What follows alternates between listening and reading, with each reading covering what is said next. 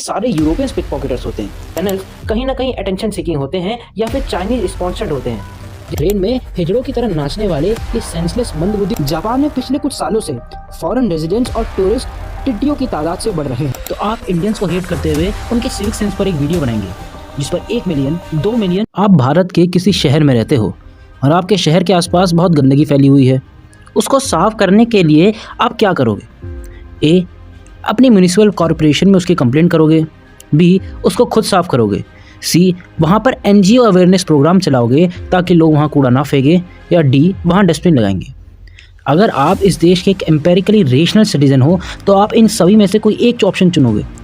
लेकिन अगर आप हमारे देश के महाज्ञानी, महापंडित, इंटेलेक्चुअली सबलाइम यूट्यूबर हैं तो आप इंडियंस को हेट करते हुए उनके सिविक सेंस पर एक वीडियो बनाएंगे जिस पर 1 मिलियन 2 मिलियन 3 मिलियन नहीं तो 4 मिलियन व्यूज़ आएंगे और साथ ही लोग आपके कमेंट सेक्शन में तारीफ़ों के पुल बांध देंगे। और कुछ ऐसा ही हो रहा है 2025 में, जहां पर इंडियंस को हेट करने का ट्रेंड शुरू हो चुका है और यूट्यूबर्स लाइट की स्पीड से एक के बाद एक इंडियंस के सिविक सेंस पर वीडियो बना रहे हैं। इन सभी खोखले यूट्यूबर्स का इंटेंशंस भारत की छवि को या भारत के लोगों को सुधारना नहीं, जबकि बहती गंगा में हाथ धोने का है। क्योंकि भारतीयों से नफरत करने से इनको व्यूअर्स एंगेजमेंट मिलता है जिससे इनकी मोटी कमाई होती है। व्यूज़ पाने की अंधी दौड़ रहे इन कंटेंट क्रिएटर्स को मालूम नहीं कि इन तरह की वीडियोस से भारत की इस दुनिया में नेगेटिव इमेज कल्मिनेट होती है। अगर कोई एक इंडियन कोई गलत काम कर रहा है तो उसमें पूरे भारत को जनरलाइज करने की आखिर क्या ज़रूरत है? अगर कोई देशी किसी दूसरे देश में जाकर ऐसी हरकत करता है जो बेहद ही अनएक्सेप्टेबल और डिस्गस्टिंग है तो उसका मतलब ये नहीं निकलता कि हमारे देश का हर सिटीजन विदेशों में जाकर इसी तरह का हुड़दंग काटता है। बात बस इतनी सी है कि उस देश में कुछ प्रोहिबिटेड रूल्स हैं जो हमारे देश में बहुत नॉर्मल हैं। और अगर कोई भी आदमी, फिर चाहे वो किसी भी देश का हो, किसी दूसरे देश में जाता है तो उसे वहाँ का कल्चर और तौर तरीके समझने में थोड़ा टाइम लगता है। उसे एक्लिमेटाइज होने के लिए थोड़ा समय चाहिए। ये चीज़ हर इंसान पर लागू होती है, फिर चाहे वो दुनिया के किसी भी कोने से हो। एग्जाम्पल के तौर पे जापान में पिछले कुछ सालों से फॉरेन रेजिडेंट्स और टूरिस्ट टिड्डियों की तादाद से बढ़ रहे हैं और इनकी वजह से जापान से कुछ ऐसी तस्वीरें निकल के आ रही हैं जिनको देखने के बाद आपको थोड़ा अच्छा लगेगा। क्योंकि जापान के पब्लिक प्लेसेस, रोड्स और पार्क्स को कुकुरमुत्ते का संग्रहालय बनाने में इंडियंस का नहीं किसी और का हाथ है। जापान के फुकुशिमा इलाके में ये घर था जहाँ पर 3 आदमी बिना परमिशन के घुस आए, वहाँ पर वीडियो बनाई सो अलग, साथ ही किसी की प्राइवेसी ब्रीच करते हुए वहाँ रखे हुए सामान की तोड़फोड़ भी की। इस तरह का जाहिल काम करने वाले लोग इंडियन नहीं, एक यूक्रेनियन एथनिसिटी के थे। फिर आपको जानकर दोबारा हैरानी होगी कि होली श्राइन को बर्बाद करता हुआ ये आदमी इंडियन नहीं, एक ऑस्ट्रेलियन है। ट्रेन में हिजड़ों की तरह नाचने वाले ये सेंसलेस मंदबुद्धि टूरिस्ट इंडियन एथनिसिटी नहीं, अमेरिकन एथनिसिटी के हैं। साथ ही इस बूढ़े आदमी को एक दैत्य की तरह धक्का देने वाला ये टूरिस्ट कोई इंडियन नहीं, यूरोपियन है। इतनी गंदगी मचाने के बाद भी हमारे देश का कोई भी यूट्यूबर इनके ऊपर वीडियो नहीं बनाएगा, क्योंकि इन सोशल मीडिया इन्फ्लुएंसर्स को अंग्रेज़ों के चरणों का चरणामृत पीने की आदत सी हो गई है। फिर भले ही उसके लिए इन्हें अपने ऊपर लगे हुए स्टीरियोटाइप्स को रीअफर्म कर हर एक भारतीय को इंफीरियरिटी कॉम्प्लेक्स से भरना ही क्यों ना पड़े। एग्जाम्पल के तौर पर आप इस यूट्यूबर को ले सकते हैं। इस भाई को लगता है कि सड़कों पर गरबा करना कोई बहुत बड़ा जुर्म है और इसके लिए हर एक भारतीय को कम से कम फाइन तो लगना ही चाहिए। अरे नहीं, कम से कम जेल तो होनी चाहिए। अरे नहीं भाई, जेल से क्या होगा, कम से कम फांसी होनी चाहिए। क्योंकि इस तरह की कठोर सज़ा मिलने के बाद ही तो हम इंडियंस को पता चलेगा कि फॉरेनर्स के सामने बिहेव कैसे किया जाता है। अब मैं आपको एक और वीडियो दिखाना चाहूँगा।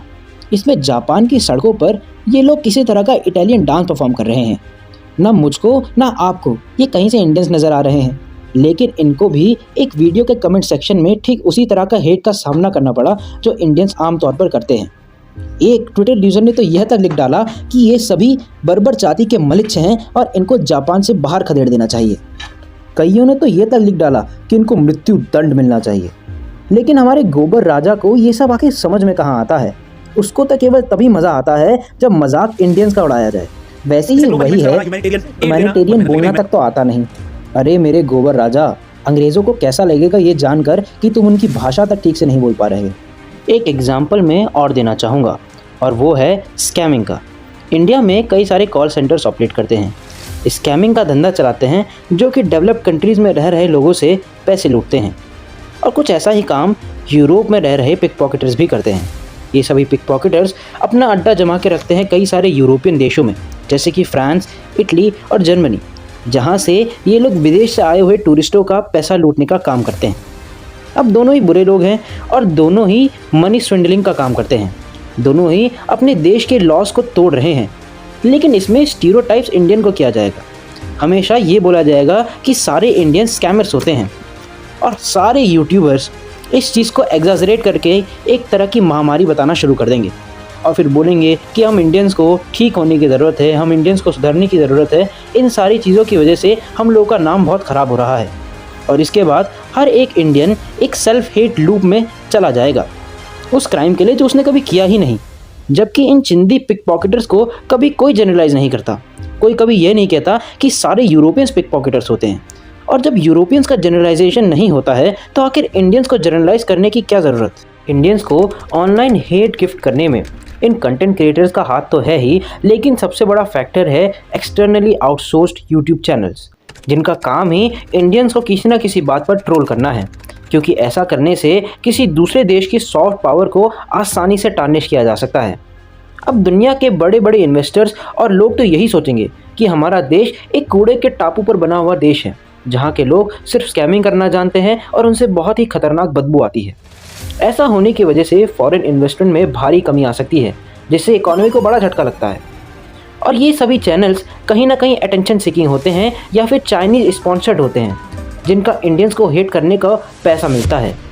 जैसे ये यूट्यूब चैनल जिसने ठान ही लिया है कि इंडियंस को मरते दम तक जलील करना है और इंडिया को दुनिया का सबसे घटिया देश दिखाना है। वहीं चाइना और चाइनीज़ गवर्नमेंट के चरण कमलों में पटक पटक कर अपना सर फोड़ लेना है। फिर चाहे ये वही चाइना हो जिसके खिलाफ बोलने पर आप 2 दिन के अंदर अंदर गायब हो जाते हो। फिर आप चाइना के भले ही सबसे अमीर आदमी जैक मा ही क्यों ना हो। फिर आती हैं अफ्रीकन दीदी, जिनके हिसाब से इंडियंस तो गंवार हैं। इंडियंस डायस्पोरा को गवरे के अलावा और कुछ भी नहीं आता। लेकिन अफ्रीका और उसके देश, हाँ, वहाँ तो कंचन बरस रहा है। वैसे ही है ये लल्ला, जिसका काम वही है इंडियंस को ट्रोल करना और व्यूज़ बटोरना और अपने देश के तारीफ़ों के पुल बांध देना।